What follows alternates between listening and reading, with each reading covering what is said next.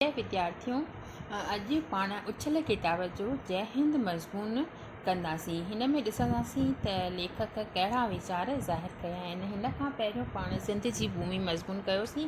उन खां पोइ वरी 5-7 ॾींहंनि एग्ज़ामनि जे करे पंहिंजो पाण जी ब्रेक अची वई हुई। हाणे अॼु पाण कयूं था जय हिंद मज़मून। अचो त ॾिसूं जय हिंद मज़मून में कहिड़ा वीचार लेखक रखिया आहिनि। ॿुधाए थो त ज़माने जी गर्दिश प्राचीन देशनि ऐं क़ौमुनि जो नालो निशान मिटाए छॾियो।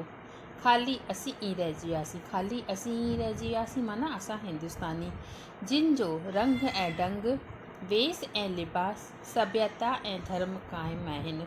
माना हिकु हिंदू देश अहिड़ो आहे जंहिंजो वेस, लिबास, रंग ढंग सभु क़ाइमु आहिनि, अॼु ॾींहं ताईं क़ाइमु आहिनि। क़दीम रोम ऐं यूनान, ईरान ऐं बेबीलोन, मिस्र ऐं कार्थेज, शाही सल्तनतूं ऐं आलिशान जातियूं सभु ज़मीनदोज़ आहिनि, माना ज़मीन जे हेठां आहिनि। ज़मीनदोज़ यानी ज़मीन जे हेठां आहिनि। उहे पथर ऐं कुबा बीठा आहिनि।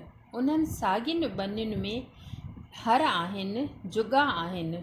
माण्हुनि जो घोड़ ऐं शोर आहे, पर उहो रूह कोन्हे, माना उहा आत्मा कान्हे, उहो जौहर कान्हे, उहा ख़ुशी कान्हे, उहा असलियत कान्हे।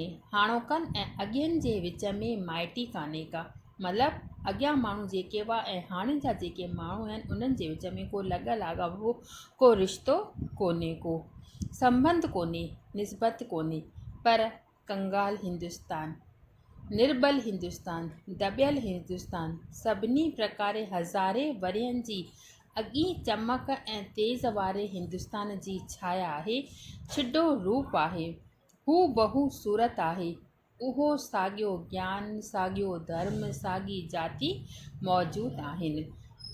चवणी आहे त ॿुधाए थो लेखक त यूनान ऐं मिस्र व रोम सभु मिट गए जहाँ से, अब तक मगर है बाकी नाम व निशान हमारा। कुछ बात है कि हस्ती मिटती नहीं हमारी, सदियों रहा है दुश्मन दोज़ ज़मा अनारा। मतिलबु चवण जो इहो आहे त असांजो जेको ज़मानो आहे सदियुनि खां वठी, वरियनि खां वठी दुश्मन आहे, पर असां में अहिड़ो कुझु वजूदु आहे, अहिड़ी कुझु हस्ती आहे जो असां मिटजण जा न आहियूं, असां अञा बि क़ाइमु आहियूं। असांजो नालो निशान हिन जहान में हमेशह हमेशह अमर आहे। यूनान, मिस्र, रोम सभु मिटिजी विया आहिनि, पर असां में का अहिड़ी हस्ती, अहिड़ो वजूदु आहे जंहिंजे करे असां अॼु ॾींहं जे ताईं मौजूदु आहियूं ऐं हमेशह आशा कयूं था त रहंदासीं। अॻिते ॿुधाए थो त हिंदुस्तानियुनि जे अंदरि उहा कहिड़ी शक्ति समायल आहे, हिंदुस्तान जे अंदरि कहिड़ो मंत्र फूकियल आहे, जंहिं करे हीउ देश ऐं क़ौम मरी मरी बि उथनि था ऐं न मर्ज़, न हीणाई, न बुख, न बाहि उन्हनि खे लेटाए था सघनि। मतिलबु कुझु बि अगरि मुश्किल दौरु आयो आहे, अगरि ग़रीबी आहे, बुख आहे, त उन्हीअ जे दौर में बि असां जेके आहियूं क़ाइमु दाइमु बीठा आहियूं। कहिड़ो आहे हिंदुस्तान जो पैगाम, जंहिंजो आवाज़ु सारे जगत में गूंजजी रहियो आहे। को सबबु त हूंदो जो अमर ज्योतिअ जो वर असांखे ई मिलियल आहे। यूरोप ऐं अमेरिका अञा काल निंड मां उथिया ऐं मची मुड़स थिया। संदसि कारीगिरी ऐं संदन विज्ञान अजीब लाट कढी, पर आसार ज़ाहिर आहिनि त पुॼाणी परे न आहे। हिकु ई हातक रंग लॻे त यूरोप ऐं अमेरिका जी सभ्यता ई शायदि सड़ी बसम थी वञे। अहिड़नि 500 या हज़ारनि वरियनि जूं सभ्यताऊं ऐं सल्तनतूं अनेक आयूं, अनेक वयूं। घणेई अहिड़ियूं सल्तनतूं आयूं आहिनि, वयूं आहिनि, पर हिंद जो तवारीख़ी ज़माने खां घणो अॻु ज्ञान निकितो ऐं फैलियो, सो कीअं काल जे चंबे मां छुटी निकितो। ईअं न आहे त ॿियनि मुल्कनि ऐं ॿियनि जातियुनि पंहिंजो पंहिंजो नारो न हंयो आहे, पंहिंजो पंहिंजो पैगाम न सुणायो आहे, पंहिंजो पंहिंजो जलवो न माणियो आहे। उन्हनि खे बि फ़ख़ुर जी घड़ीअ जी हासिलात पे थी आहे। यूनान वयो गुज़रियो, पर सूंहं जो सबक़ु सेखारे वियो।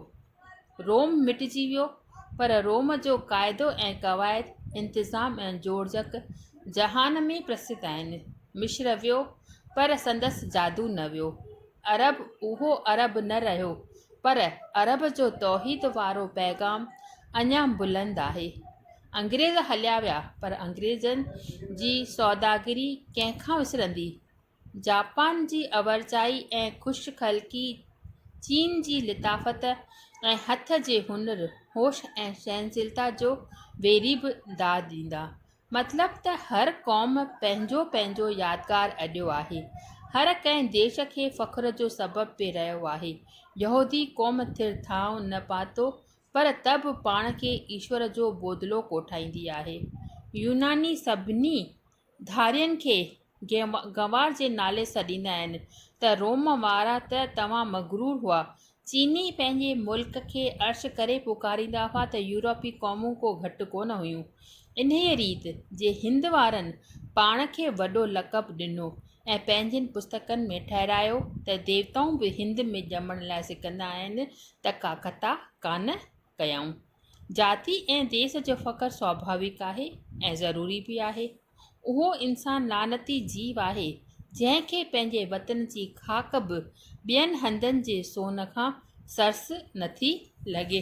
छा मतिलबु आहे हिन जो? त उहो इंसान लानती आहे, मतिलबु उन इंसान खे लानत आहे। उन इंसान खे मतिलबु त उहो इंसान चवण जे लाइक़ु ई कोन्हे जंहिंखे पंहिंजे वतन ते फ़ख़ुरु कोन्हे को। इन जो चवण जो मतिलबु आहे जंहिंखे पंहिंजे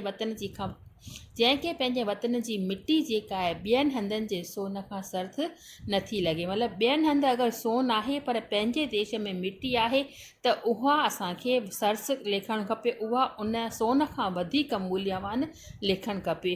उहो असांजे हिंदुस्तानियुनि में मौजूदु आहे। इहा भावना जेका आहे असांजे हिंदुस्तानियुनि में ॿियूं बि अहिड़ियूं घणियूं भावनाऊं आहिनि जिन जे करे असांजो हिंद देश जेको आहे अमर आहे। उहो पाण अॻिते कंदासीं।